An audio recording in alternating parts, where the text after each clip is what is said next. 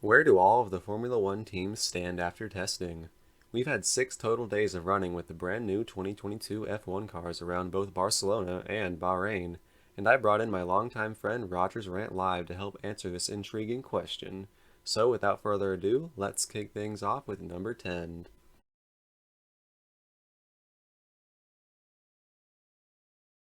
Starting off our list, we have Williams Racing in 10th place. After a strong 2021 season finishing 8th in the Constructors' Championship, they look to be starting off on the wrong foot for 2022.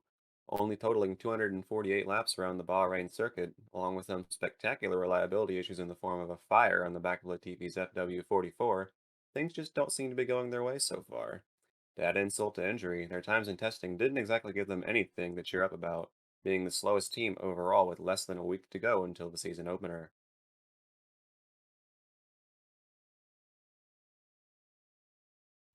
In ninth place, Alfa Romeo. The only team on the grid with an all-new drive lineup for 2022, Alfa Romeo had a woeful opening test at Barcelona, being plagued with reliability issues that left them with the second worst lap count. After a livery reveal and a few new parts on the car, the team were able to put a few more laps on the board at Bahrain, but lacked the cutting-edge pace you would expect a midfield team to have. Valtteri Bottas himself explained that the team aren't capable of doing a full race run, leaving them with plenty of work to do ahead of the inaugural weekend of the 2022 season.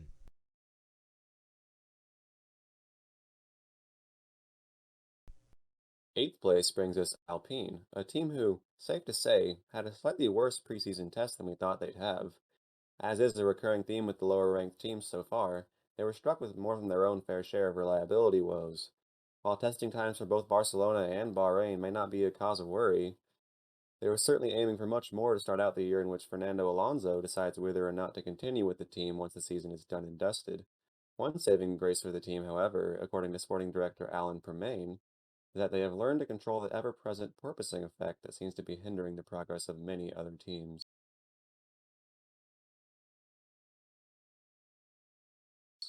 In seventh place, Alfa Tauri. Perhaps the quietest of the midfield teams so far this year, leaving their position open for interpretation, Alfa Tauri had the third highest lap count after pre-season testing. The reason for concern comes with the excessive porpoising seen on board with Pierre Gasly's car in Bahrain. This is something that will no doubt slow them down until it's fixed, but doesn't totally rule them out of the fight for the top 10.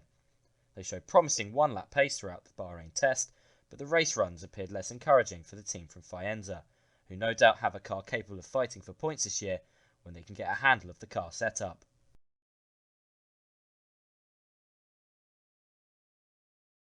In sixth place is none other than the biggest surprise to come out of preseason testing, Haas. After being on a steady downward trend since 2019, a refreshed and refocused American-based team came to Bahrain with plenty of eyes upon them for reasons good, bad, and everywhere in between. After dropping their title sponsor Uralkali, driver Nikita Mazepin, having freight shipment issues, and bringing in a driver who gave them plenty of success in 2017 and 2018, Kevin Magnussen, they finally got down to business and showed us all the fruits of their labor. They recorded the second fastest lap time of Bahrain testing with driver Mick Schumacher, and boasted a competitive lap count to boot over their modified schedule. It all looks good for them so far, but we'll just have to wait and see how they stack up after race one.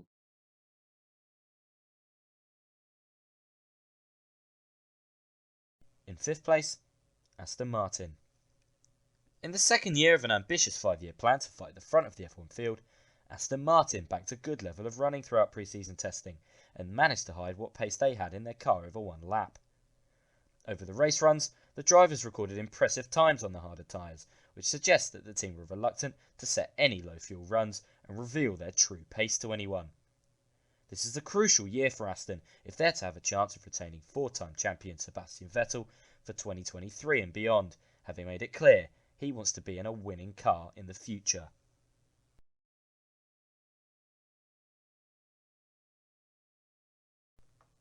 It might be a new year for McLaren, however, it appears that not much has changed in where they stand competitively, so fourth place is where they currently lie. It might be somewhat difficult to predict what they'll stand with both drivers come Sunday, with Daniel Ricciardo being forced to miss out on the entirety of last week after returning a positive COVID test. On top of that, specific issues with their front brakes led to countless lockups going into turn 1 at the Bahrain circuit. According to Lando Norris, the problem doesn't seem to be a quick fix, and it means that McLaren aren't quite where they want to be heading into race week. Fortunately, and unfortunately for them, they appear to be in their own bubble when it comes to pace, clear of their main rivals in the midfield, but still not quite ready to challenge the top three. They'll certainly be looking to fix their current issues and fight for podiums and wins as soon as possible.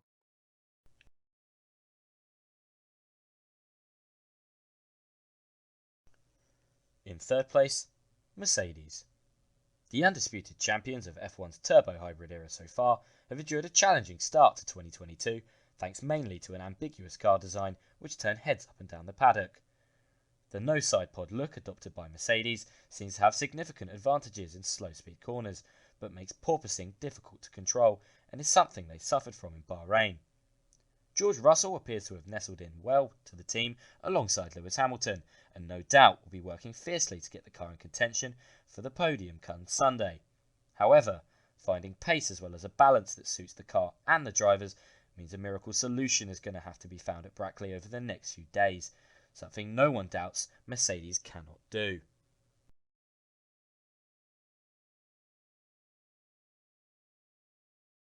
Fresh off their win in the Drivers' Championship with Max Verstappen, the number one was clearly adorned on his RB18.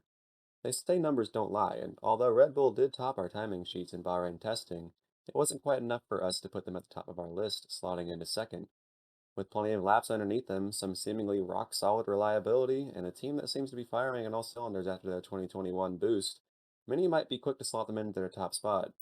However, there is one factor that can hold them back in 2022, Sergio Perez.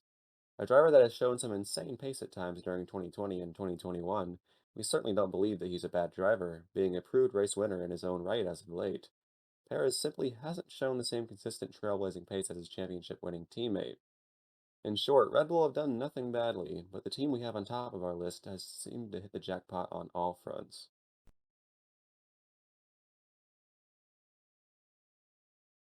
In first place, Ferrari.